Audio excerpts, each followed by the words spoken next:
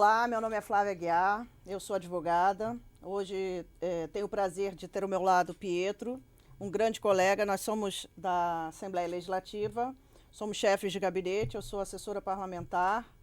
O Pietro também é assessor político há muitos anos. Nós estamos aqui hoje para apresentar para vocês o nosso podcast Fala Pública. Fala Pública surgiu de uma ideia que nós havíamos trocado há muitos anos, há muito tempo, quer dizer, nem tantos anos, né?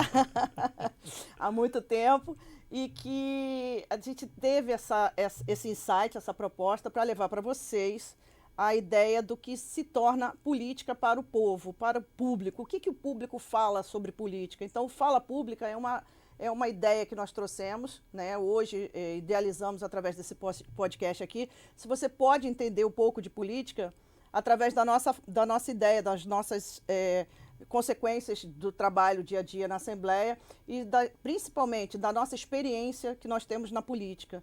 Atuamos há muito tempo dentro desse contexto e a gente acredita, principalmente, que esse podcast pode, principalmente na população do estado do Rio de Janeiro e do Brasil inteiro, que ele possa te trazer um pouco mais suavemente o que é política. Fala Pública, ele traz ideias, nós traremos nossos convidados também, mas principalmente levaremos a você o que é a política.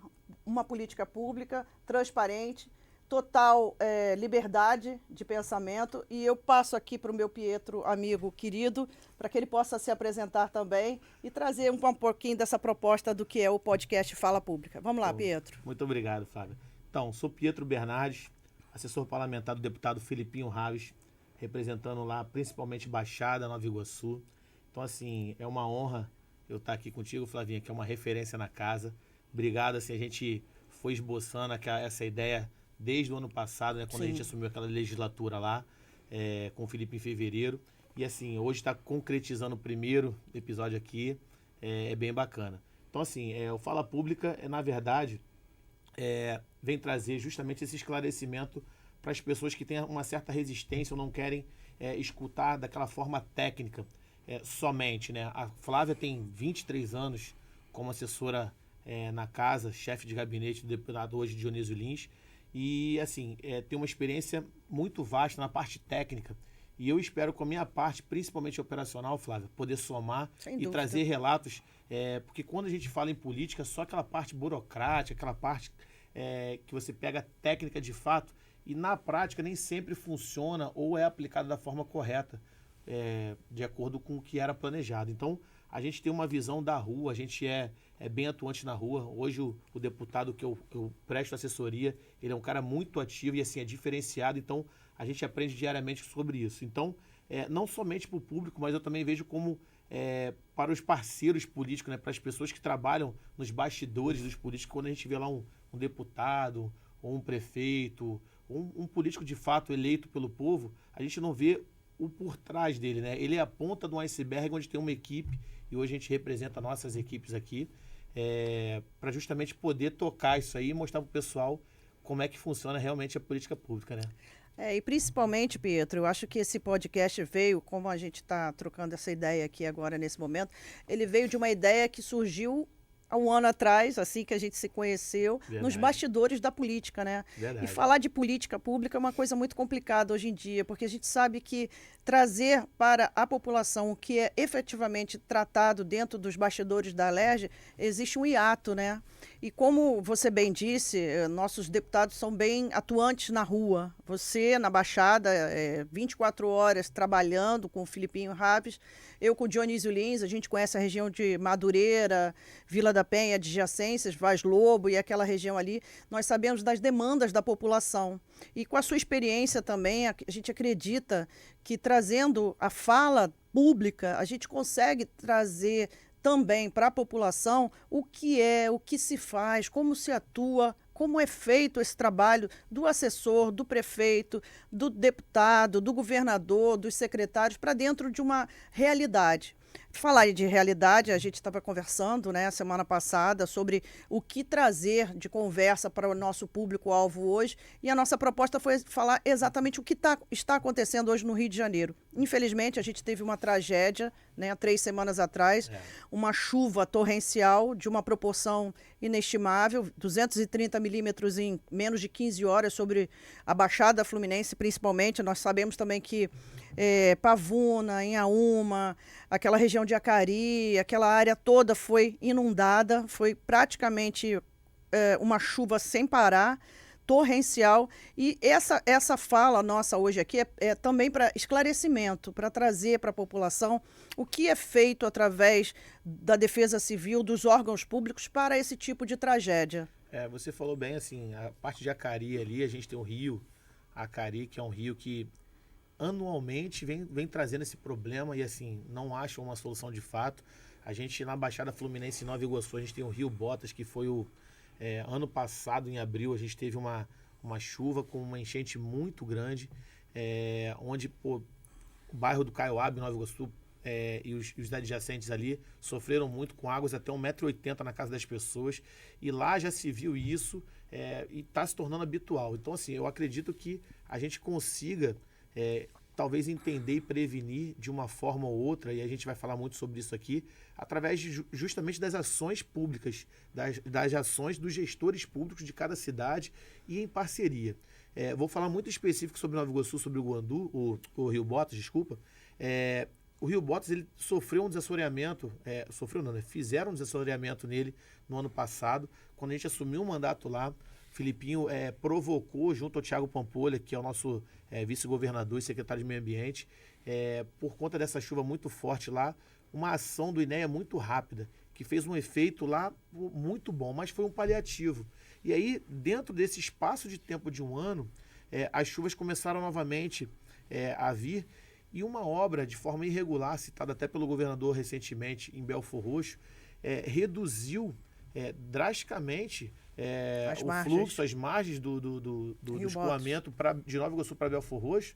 E aí houve um acúmulo onde o que ficou para trás começou a encher, a cidade de Nova Iguaçu começou alguns bairros lá a encher mais ainda, as pessoas estão largando as casas, estão deixando de ter a sua moradia para poder morar de aluguel por conta, às vezes, de uma obra, de certa forma, irregular, e que, assim, é uma ação que o poder público poderia ter tomado lá atrás, quando a gente já identificou, através de uma prevenção, através de algumas ações. Então, assim, a Baixada Fluminense realmente foi muito castigada também, tá? Belfor Roxo, Nova Iguaçu, Caxias, parte de Queimados também teve uma galera ali que ficou, uma população bem frágil no sentido de não ter muito recurso e acaba se alojando nas margens dos rios e acaba sofrendo bastante. Eu acho interessante, Pietro, você trazer para a gente essa visão pública, né? Essa visão bem atuante de um assessor, porque as pessoas perguntam muito, mas você trabalha com deputado, você não pode fazer nada? O que você pode fazer?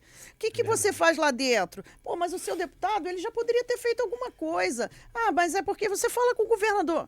Então, a nossa proposta hoje é levar justamente para você, para o nosso público, o entendimento. Como é que é feito isso? Dentro de uma Assembleia Legislativa, dentro de uma Câmara Municipal, como é que é feito esse processo legislativo? Não é simplesmente você pegar um papel, eu estou dando entrada aqui num pedido, governador, faz favor, faz essa obra aqui, porque o meu deputado está pedindo, prefeito, faz essa obra aqui, porque o meu vereador está pedindo.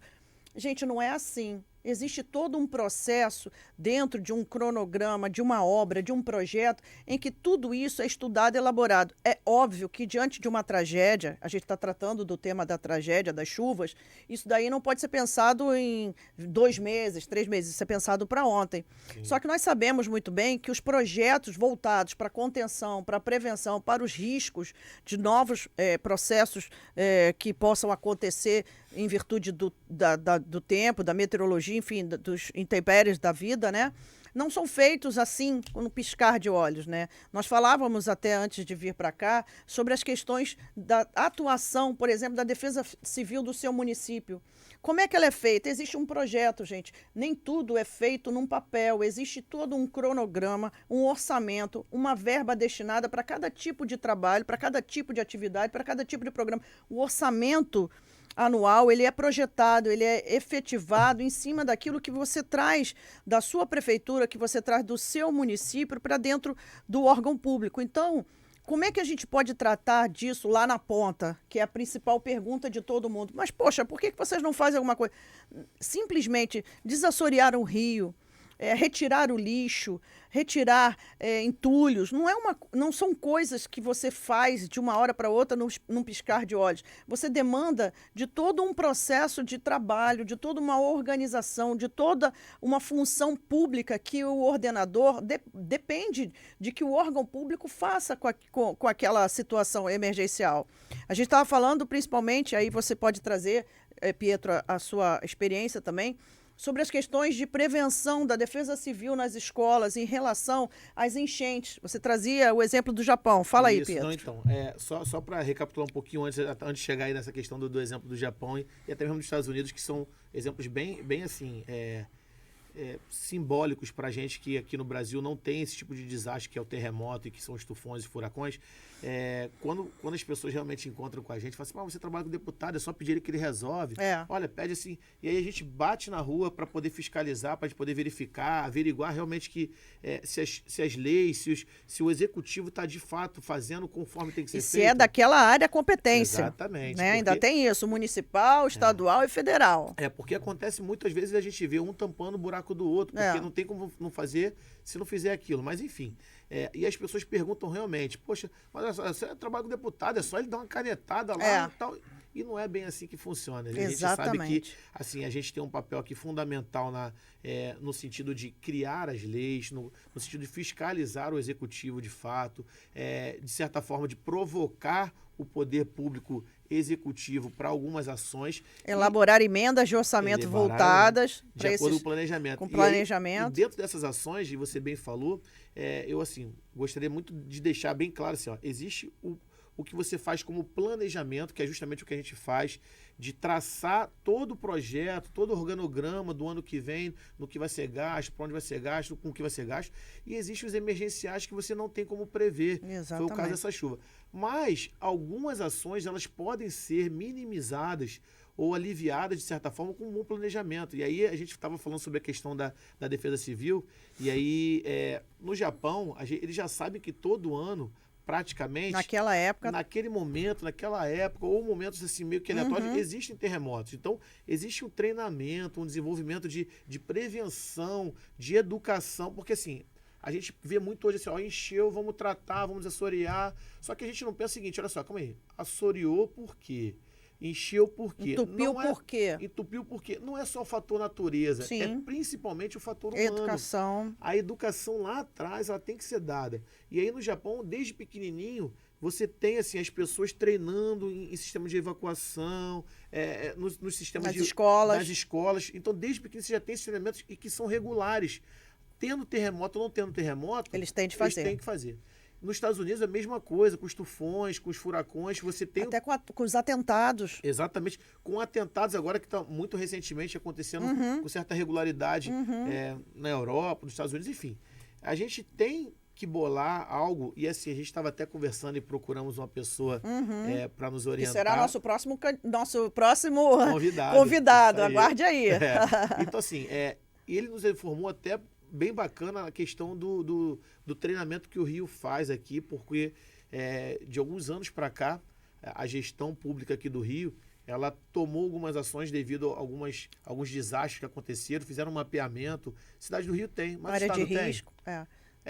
Onde é área de risco de... Que quando chova, por exemplo, ele citou que essa chuva, se fosse, por exemplo, numa comunidade que é igual a Rocinha, teríamos o morro mortos. teria deixado, o morro teria desabado. Então, assim, a gente vê e entende que existe uma ação quando acontece. Mas e por que não fazer antes? A prevenção. Por que não educar antes para a criança não jogar no lixo, no lixo, joga o lixo no lixo, não jogar na rua, para não entupir os bueiros? Não existe um tipo de treinamento, por exemplo, em Nova Iguaçu a gente perdeu uma senhora lá falecendo num carro. Simplesmente tem um vídeo que circula nas redes que o marido dela tentou passar pela ponte onde o rio estava transbordando. Se tivesse um tipo de treinamento, isso é um básico, que você não entra. Às vezes eu sou motorista, eu falo assim, não vou passar naquela poça, senão eu vou perder a placa. Se eu passo num rio que está passando por cima de uma ponte, obviamente que o rio vai me levar, ou pode me levar. Então, assim, o Rio levou o carro, ele conseguiu se salvar, mas ela não. A esposa faleceu. Ela veio a falecer. Então, assim, é um tipo de prevenção que salva vidas. Então, isso é muito bacana. E falta muito isso, principalmente nos bairros, nos municípios que não são localizados no centro e onde acontece geralmente as maiores desgraças. E o que a gente estava conversando, né, Pietro? Você até comentou muito bem. 2023 foi o ano com o maior número de desastres, né, ambientais. Eu trouxe até Você trouxe dados aí, eu trouxe os dados aqui que o Brasil registrou em 2023 1.161 eventos, sendo 716 de origem hidrológica e 445 de geológica.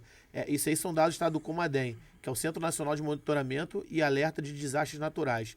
Ou seja, se isso está se agravando anualmente, o porquê não investir ou se dedicar um pouco mais na questão da prevenção? E aí a gente vem com a nossa parte técnica, né? Que nós conversávamos anteriormente. O que um assessor pode fazer? O que um deputado pode fazer? O que um vereador ou o que um prefeito, né, um futuro candidato pode fazer? Desde já, ele já tem que conhecer o seu município. Nós temos 92 municípios e praticamente nem todos os 92 municípios possuem um programa de defesa civil, de contenção para desastres, de contenção para tragédias, como o Rio de Janeiro possui. O município do Rio de Janeiro, só para vocês terem ideia, nós temos 102 comunidades, né, que estão em alto risco de desmoronamento, de deslizamento de morros, de problemas de casas em áreas de risco, 102. Nós temos inúmeras comunidades no nosso estado. Eu estou falando só em Rio de Janeiro, 102, como o nosso colega ali. Tem 102 porque foi feito um mapeamento na cidade. Lá atrás, o que não tem nos outros municípios. Exatamente, é isso que eu ia te falar. E, inclusive, isso é um dado que ainda não foi nem atualizado. Então, você imagina, você está no município, lá em cima, no Rio de Janeiro, lá na região noroeste, e você não sabe quantas regiões dentro do seu município são de áreas de risco. Como é que você, como candidato, futuro pretenso candidato, prefeito, vereador, como é que você vai levar para a sua população um programa de trabalho, um programa de governo, se você não conhecer o seu município? A função hoje, nossa, como assessores, e assim, muito particularmente quem já conhece a política, é estudar, é conhecer a sua área. O Pietro tem uma vasta experiência no município nos municípios da Baixada, porque ele está lá na ponta, ele conhece exatamente. Ele atua dentro dessa região, então ele pode falar com bastante propriedade. Eu estou aqui no município do Rio de Janeiro, eu já atuo aqui há muito tempo, então a gente vai a campo, a gente conhece, sabe quais são os problemas daquela região e, principalmente, quais são os projetos voltados, qual é o seu programa de governo, quais são as suas propostas efetivamente que você pode implementar. E aí vem aquela nossa célebre piadinha de campanha, né? Mas tu tem competência para isso? Verdade. Né? Então você tem que estabelecer as suas competências dentro da legislação. Não é possível que você invada competências para elaborar certos programas se você não tem nem condições de botar as mãos. A gente estava falando sobre as verbas do PAC, né? Do Programa de Aceleração do Governo Federal. Essas verbas elas já foram, em 2013, 2012, já elaboradas há muito tempo através do Banco Mundial para que fossem tratadas para as tragédias. Nós já vimos e estamos vindo de lá para cá com uma sequência de chuvas torrenciais que não estão previstas no nosso mapa meteorológico. Ou seja, o clima no mundo está mudando, a gente sabe, todas essas situações climáticas vêm trazendo problemas, mas o que você, dentro do seu programa de trabalho, no seu programa de governo, você efetivamente pode tratar? Qual é o projeto, qual é o seu planejamento, o que você tem feito em relação ao levantamento da sua área? E aí a gente fala, Pietro, com muita propriedade também, sobre o orçamento. Os orçamentos dos municípios, o orçamento das pastas, eles são muito trabalhados dentro dos projetos que a gente tem em campo. E aí você vê, poxa, mas aqui não foi desassoreado por quê? Bom, isso daqui é um programa, isso é uma obra do governo federal. A gente ouviu muito isso, essas falas durante as tragédias, de que isso daqui era da competência do Estado, isso era do município tal, isso daqui era do governo federal. E isso tudo aqui, por que não fizeram? Então, só para vocês terem uma ideia, política é uma coisa pública. Obviamente, você trata de uma maneira em geral, só que você tem dentro do seu orçamento, dentro do seu ordenamento, os programas e os projetos que são obrigatoriamente de cumprimento do prefeito ou do vereador. Sim. Então, e do governador e dos seus municípios dos quais você faz parte. Então, você não pode tratar isso de uma maneira única e geral numa panela só, porque não vai dar certo. Você tem que tratar a política de uma forma bem administrada. A administração pública é uma coisa muito séria. Você não pode pegar o dinheiro daqui, botar ali, realocar aqui e botar aqui. Essa seriedade até assim, você estava falando da questão da verba do PAC. Relatos e constatações de que as etapas desde 2013, quando foram surgindo, várias etapas tiveram que ser refeitas. Porque justamente a seriedade estava faltando ali naquele momento. E assim, quando a gente fala de ter planos de governo para os prefeitos, ou às vezes um plano de propostas para os vereadores, de fato, de que eles vão entrar para poder fazer. Assim, entender que você não tem que só fazer aquela figuração de tapear ou projetar algo que as pessoas vão ver. Eu acho que não é só o que vê, é o que precisa. Tá? E falta muito isso hoje dos gestores públicos, principalmente, entender que a gestão pública ela não é só feita de ações que a população vê. Porque assim, o que às vezes a gente não vê influencia e impacta muito mais, às vezes, do que o que vê. Sim. Por exemplo, você pega a parte de saneamento, a parte de esgoto, que tem as suas responsabilidades através da Águas do Rio, por exemplo, hoje tem a concessão aqui do esgoto. Você vê que a falta de educação, na verdade, a falta na educação de envolvimento ou matérias que venham a ser pautadas no poder público, elas influenciam tanto que você pega uma residência que está jogando o esgoto na rede pluvial e sobrecarrega. A rede pluvial ela vai sendo drenada para os rios. A rede de esgoto elas vão para o centro de tratamento. Então, esse centro de tratamento de esgoto tem um perfil e uma função totalmente diferente. Então, assim, você começa a ver que fazer obra para debaixo da terra onde ninguém vê, fica como segundo plano, terceiro plano, quarto plano. E chega nessas horas, é o que justamente todo mundo cobra. É o que todo mundo cobra e vê. Exatamente. Assim, então a gente tem que parar com essa questão de só fazer política para poder ter mídia ou para ter voto, de fato. Isso. E a gente começar a pensar mais na população, até porque quem sofre são eles também, tá? Eles moram também no mesmo município, eles moram também no mesmo estado. As famílias deles também usufruem e sofrem também. Usufruem e também sofrem com essa questão. Então, a gente está aqui para assim. Hoje eu vou te falar, Flavinha, a gente vai para as ruas e sente assim, quando a gente fala que é da política, você bota um crachá ou bota um colete, aquela resistência, de certa forma, de falar assim, os caras estão vindo aqui só porque teve desgraça. E a gente tem que começar a quebrar essa imagem, desmistificar, de certa forma, porque a gente realmente está na rua todo dia, só que nem todo dia eu tô de colete. E a gente anda a Baixada inteira, principalmente na Nova Iguaçu, entende os problemas, no meu caso, e sabe onde dói. Mas todo ano dói. Sim. O que a gente precisa para parar de sentir essa dor? Às vezes são coisas boas. Olha, no ano passado a gente teve uma reunião com a secretária de obras no município, junto com o responsável do INEA, um engenheiro, e uma ação que funcionou muito no Rio, nessa questão do transbordo, do fato das ruas encherem, das praças. Aqui no Rio fizeram os piscinões. Resolveram os problemas 100%? Não. Mas você vai na Praça da Bandeira hoje, por exemplo... Não se ouve nem mais falar naquela enchente que tinha...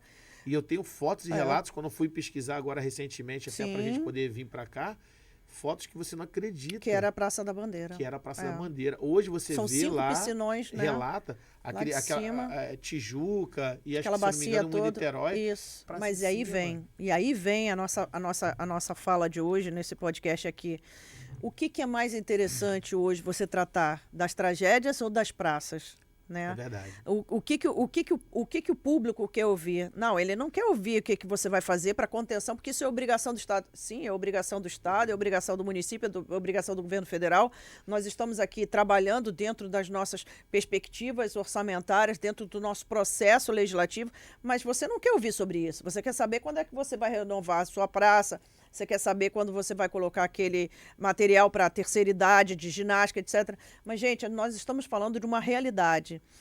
O risco hoje de nós termos outras chuvas, outras tragédias, é muito maior do que a construção imediata de uma praça. O imediatismo é um tapa-buraco rápido, é aquele paliativo. Agora, quando você trata exatamente como você trouxe, Pietro, a questão da prevenção, da preocupação, dos riscos que aquela área pode sofrer. E outra, Pietro, quando um bairro, quando um município, quando uma região, ela sofre com isso, sofre a economia, Sofre a saúde pública e, principalmente, sofre aquele que está ali tentando se levantar da última tragédia. Sem dúvida. Porque é exatamente o que aconteceu na região que a gente ouviu muitos relatos, né, da região da Baixada Fluminense, as pessoas falando assim, essa é a terceira que eu perco, mas o que pode ser feito? Ninguém vem aqui, ninguém tira. Gente, olha só, a coleta pública de lixo, ela acontece. As caçambas, elas estão cheias, ok, há o recolhimento. Muito difícil, só quando há um problema lá, contratual, de licitação para recolhimento de lixo no município, ok. Mas 99% das vezes nós sabemos que há coleta pública do lixo. Mas o que acontece com esse lixo? Não é muito mais fácil? Nós temos vídeos até do próprio prefeito do município do Rio de Janeiro que logo em seguida da retirada de entulhos, você não via nem a margem do rio, você só via lixo naquela região da Baixada. Não me lembro agora exatamente se foi em Nova Iguaçu, Nova Iguaçu, Belfor né? Roxo. Belfor Roxo, que você não via nem a água, você só via Não. lixo. Logo depois do Rio Acari ser tentado tirar, saía sofá, saía geladeira, pneu. Gente, vamos combinar, né? Aí você, logo depois que você limpa, você vê as pessoas pegando saquinho e jogando lixo de novo. Aí é muito fácil você culpar o poder público, né? Muito fácil. Volto a falar assim, a questão, a gente hoje, por exemplo, a ação do governador imediata de estar direcionando, reunindo, para poder fazer um movimento e realmente trazer uma ação que dê de alguma forma uma tranquilidade para a população, foi muito bacana. O papel do governador foi muito bom. Agora, a gente tem que pensar no antes. Vamos assim, retroagir um pouquinho só no pensamento e falar assim, cara, mas o que adianta isso tudo se você depois não dá continuidade? Se você não faz um planejamento, se você não bota um projeto, se você não pega as crianças na escola e ensina para eles que, olha só, lugar de lixo é no lixo, em vez de você pegar nas margens.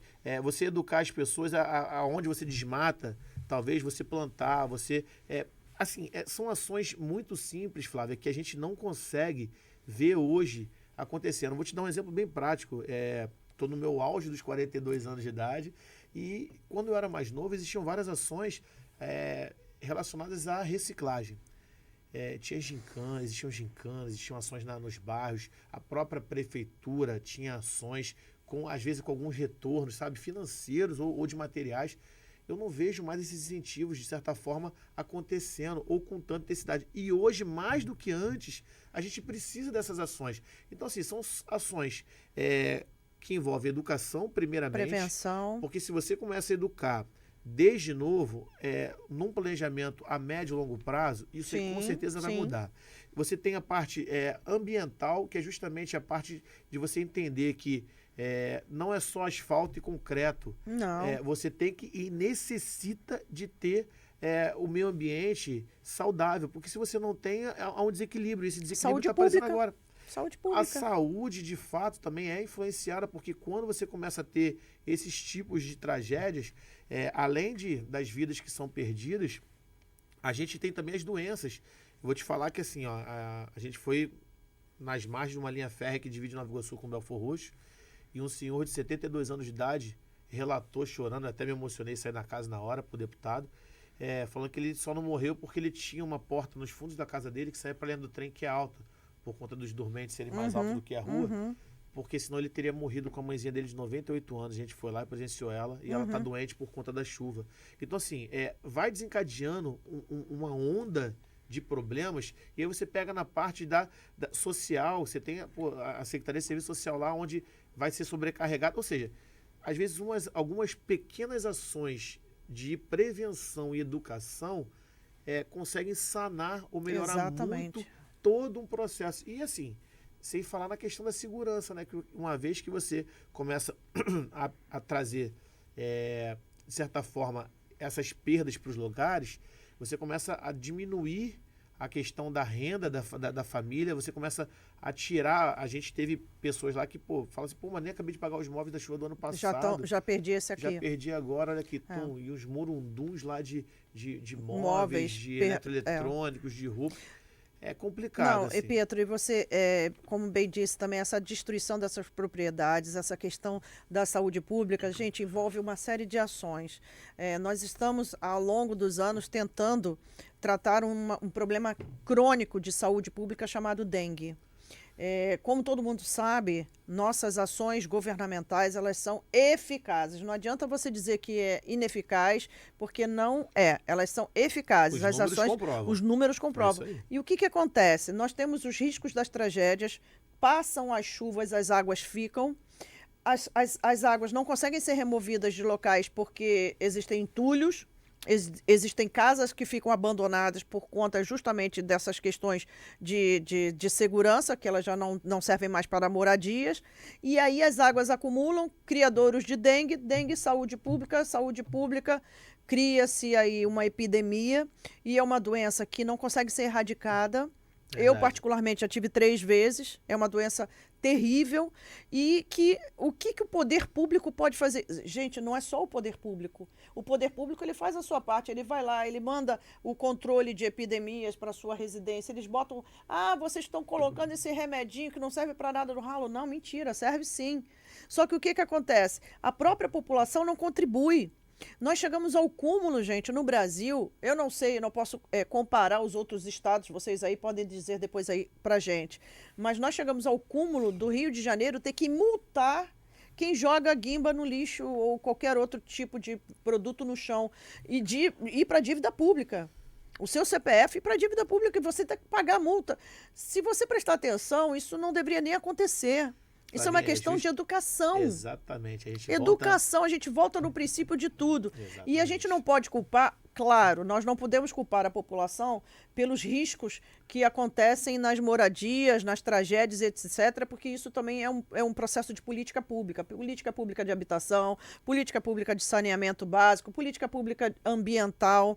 A gente sabe que o processo todo, ele envolve não só o poder público, como a população. Mas é importante que você saiba, o Pietro, que nós fazemos a nossa parte. É muito difícil você ouvir um relato desse, por exemplo, de um senhor que teve que sair pela porta dos fundos, pela porta de trás da casa dele, para se salvar de uma enchente com uma mãe de 90 e poucos anos, porque o rio subiu na casa dele. Gente, dói, é doloroso, muito. A gente escuta isso e dói. Mas o que nós, como poder público, podemos fazer? Nós fazemos. Acreditem, nós fazemos. Numa casa onde tem 70 deputados, com equipes grandes, pensando diferente. Multidisciplinares. Exatamente. E você tentar chegar a um denominador é uma vitória muito grande. Sim. E assim, e se de fato tantas pessoas assim pensam dessa forma, por que não atender e não efetivamente fazer funcionar? A gente fala toda hora de desastres, os motivos e as doenças, e a gente sempre volta ao básico, que é a questão da educação.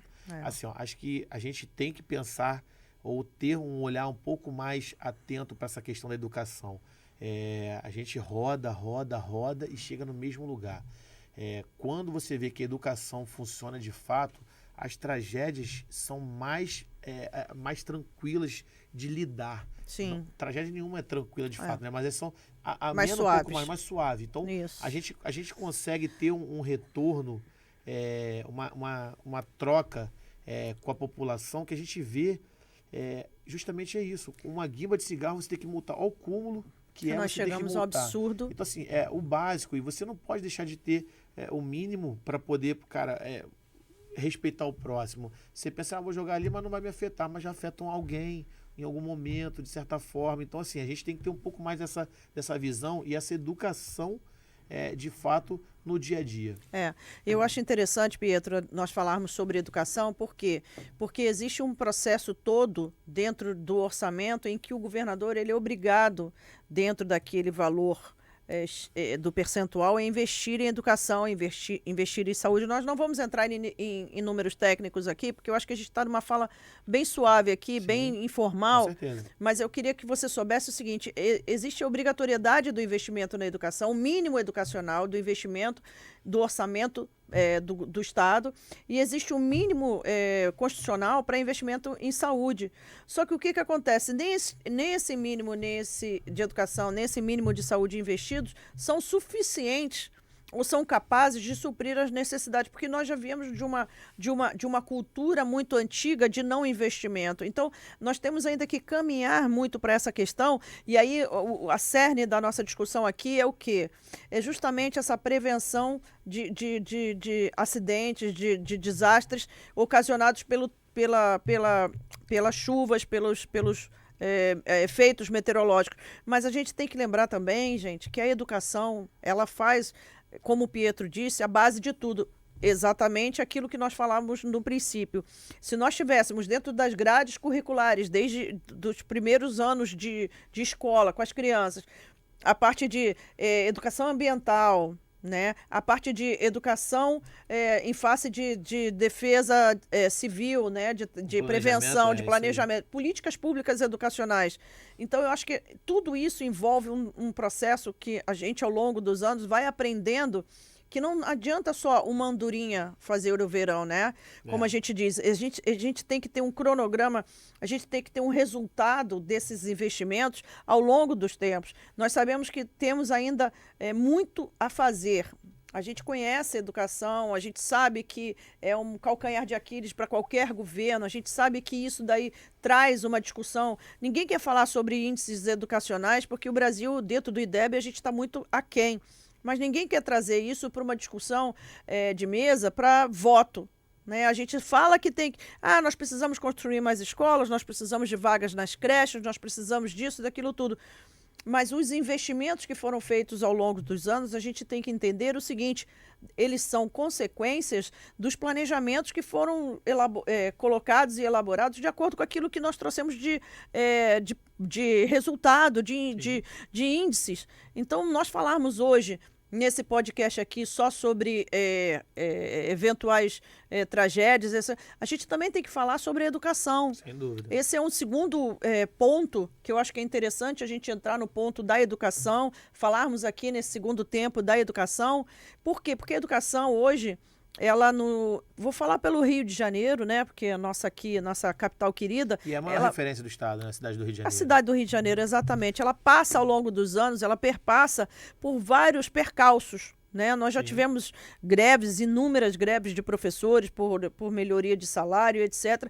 Mas nós sabemos também que os nossos professores, hoje, não digo hoje, mas semana passada, salvo o melhor juízo, nossa equipe do município do Rio de Janeiro levou um grupo de crianças para a Disney como campeões da Olimpíada de Matemática. Bacana, que legal. Né? Então você vê que isso daí é um estímulo para as crianças. Isso daí ele começa a trazer de volta aquele entusiasmo da pessoa no que ela diz sala de aula. Sim. É óbvio, Pietro, que a gente tem que atingir ainda muito, muito dentro do nosso universo. Mas eu acho que isso daí já é um bom começo. O que você acha? A gente tem, assim, hoje um grande desafio, principalmente para os professores, que é a questão do acesso à tecnologia para as crianças, e que, de certa forma, como um grande vilão da atenção deles, pode se tornar também como um grande aliado, se bem explorado e criado uma estratégia legal. Hoje eu vejo que Baixada Fluminense sempre vê como referência a cidade do Rio de Janeiro. E eu falo porque, assim, já foi a capital do Brasil, os maiores aparelhos públicos e os grandes aparelhos públicos estão situados aqui na cidade do Rio de Janeiro. A maior referência turística hoje do estado é aqui o Rio de Janeiro. Então, assim, também tem que ser a referência na educação, porque tem que seguir. Acho que quando o carro está andando nas quatro rodas tem que girar e assim, tudo vai rodando junto.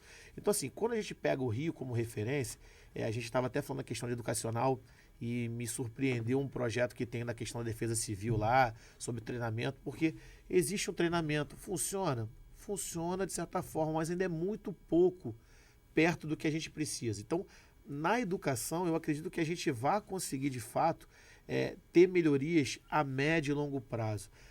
Medidas paliativas vão sendo feitas agora, mas em paralelo não pode se deixar de planejar um futuro melhor. A questão da educação, hoje a gente tem que pegar e tentar entender de fato essa estrutura educacional do nosso município, do nosso estado, porque assim, existem particularidades de cidade para cidade. Sim. A gente tem Baixada Fluminense, que o berço é Nova Iguaçu, que é a capital, dizem que é a capital da Baixada, né? Porque é a cidade mais de onde tudo surgiu, a Baixada praticamente, e existem áreas rurais. Olha só, eu tenho dentro de uma Baixada de um extremo ao outro, e o Rio de Janeiro não é diferente disso. A gente consegue ir, a gente tem uma particularidade aqui que a gente consegue ir do mar, a região serrana, em questão de hora. Quando você vai em alguns lugares aí, se existir esses dois tipos de situação, e quando tem, são longe pra caramba, por conta da área geográfica. Então, assim, a gente tem particularidades que a gente tem que estar atacando. A parte de educação, volto a repetir aqui, acho que estou sendo um pouco incisivo nessa questão, porque, assim, é algo que, de fato, a gente tem que valorizar. Como, Flávio? A gente tem que pensar, a gente tem que planejar, tem que ver o que tem. Muitos projetos bacanas aí foram rejeitados, mas foram rejeitados porque 100% está ruim? Não. Às vezes você pode pegar aquele projeto que foi rejeitado... Dar uma aperfeiçoada. Quantos projetos entram lá no plenário lá que a gente vê? Para a gente poder aperfeiçoar, a gente melhorar. Começa a ver aquela brigalhada de 10, aquelas discussões que no final um vai emendando no outro. Sai uma adequação. E adequa da forma correta. Exatamente. Então, assim, eu acho que dá para ser feito muito, com muito menos do que a gente acha que dá para fazer. Sim. Tá? E com muito mais eficiência. Sim, e eu queria levar também, o Pietro, para quem está aqui nos assistindo, o seguinte: política pública, ela demanda da população. Você tem que trazer para a gente o que nós podemos contribuir também. Não é só 100% o governo, não é só 100% o poder executivo, não é só 100% os deputados, os vereadores, os prefeitos, os governos. Nós temos que ouvir também essa população que nos traz, às vezes, um ponto aqui, um ponto ali. Essa, por exemplo, essa questão da defesa civil, nós ficamos, assim, eu e Pietro, bastante entusiasmados, porque... Poxa, existe um treinamento, existe um programa, existe uma política pública de treinamento nas escolas. Por que você não implementa? Por que a gente não pode expandir para os nossos 92 municípios? Por que você não pode criar uma política pública de expansão, ser obrigatório na grade curricular? Hoje, eu duvido que dentro dos 92 municípios, um sequer não tenha sofrido uma tragédia ou qualquer tipo de calamidade pública. Eu duvido. Todos os municípios praticamente passam por isso no verão. E assim, você tratar isso dentro de uma política pública não é difícil. Não é impossível. Ela só precisa de um planejamento. Então, você trazer para a grade curricular, você levar esse projeto... aqui no município é lei até, né? Mas assim, você não precisa obrigatoriamente trazer isso à baila numa questão impositiva. Você pode trazer isso numa questão dentro das escolas como um treinamento de uma atividade extracurricular, de uma atividade com as crianças, até mesmo porque as crianças hoje em dia, eu vou trazer agora não só essa fala sobre a questão da calamidade, mas também trazer a fala das questões, por exemplo, dos atentados. Quando acontece um atentado nos Estados Unidos, eles já têm um protocolo de esvaziamento, de evacuação da área, de como se proteger e de como você sair daquela situação. Quando nós tivemos o atentado lá naquela escola, na região, na zona norte do Rio de Janeiro, nós não tínhamos um planejamento, nós não tínhamos uma forma, e eu acho que até hoje, infelizmente, nós não temos, porque ainda não, a população ainda ou não entendeu que é necessário, que é uma situação que pode efetivamente acontecer, ou então a população acha que aquilo dali é só uma influência temporária de uma rede externa, né? A gente precisa fazer um pouco... Eles planejam para executar. A gente executa para depois planejar. É o contrário. Seja, aqui é invertido. Lá, eles reagem a uma ação com planejamento. Aqui, a gente, quando tem uma ação reage com planejamento. Exatamente. Então, assim, tá invertida a situação. Então, não é difícil isso. Não, de forma alguma. Assim, a gente tem que parar para poder justamente entender as deficiências, as demandas. Quando você fala aí da questão da população participar, participação popular. Faço até um convite, a gente estreando esse primeiro podcast, a gente vai estar lançando daqui a pouquinho, aí vocês vão estar Fala Pública Podcast, Instagram, no YouTube. Se você tem alguma demanda, tem alguma ideia, quer trazer pra gente, pode mandar. Manda por lá, a gente vai estar dando atenção, vai estar respondendo a todo mundo. Tem uma ideia, tem um projeto, tem uma demanda, uma necessidade, tem uma proposta bacana, entra lá, manda mensagem pra gente, Fala Pública Podcast no Instagram, que a gente, na medida do possível, a gente vai estar retornando e tentando viabilizar, ou pelo menos assim, Levar dar voz. levar para os nossos parlamentares. Exatamente. E outra coisa, Pietro, achei legal você fazer essa chamada pelo seguinte: nós vamos fazer a manutenção desse canal público. Nós não somos pretensos candidatos. Não, de forma alguma. Nossos deputados já foram eleitos. Graças então, a assim, Deus. nós não estamos fazendo política, nós estamos falando de política. Exatamente. A fala pública é uma fala que nós trouxemos ao público, em aberto, para que nós possamos não é minuciar, não, como é que eu vou dizer para você? Esmiuçar de uma forma bem leve, bastante tranquila, o que é política pública, o que é fala pública. Porque, às vezes, a gente conhece muito, Pietro, eu recebo muitas pessoas no meu gabinete, você também.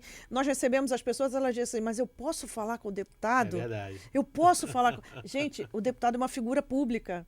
Nós somos assessores de uma figura pública que ela é colocada ali por vocês. Então, você pode falar sim. Aí as pessoas às vezes têm medo que o parlamentar possa tratar mal e etc. Então, eles só querem falar com o assessor. Não, pode ser com você mesmo. Então, isso daqui é um canal para você. É um canal para você trazer para a gente leva para a Assembleia Legislativa, a gente leva para os nossos parlamentares o que você está pensando, o que você está pretendendo. E volta a colocar, né, Pietro? Quando há política pública, quando há interesse, quando há boa vontade, quando há planejamento, tudo funciona. É claro, nós estamos aqui falando de um país como um país das maravilhas, uma Alice no mundo da imaginação. Mas eu acredito o seguinte, partindo do princípio que há uma boa vontade política, tudo funciona. Exatamente. Né? E principalmente, né, Pietro, só terminando aqui esse podcast para falar com o nosso público aqui, que nós estaremos levando, trazendo convidados e levando para você as maiores autoridades nos assuntos que atualmente são levados para os nossos gabinetes.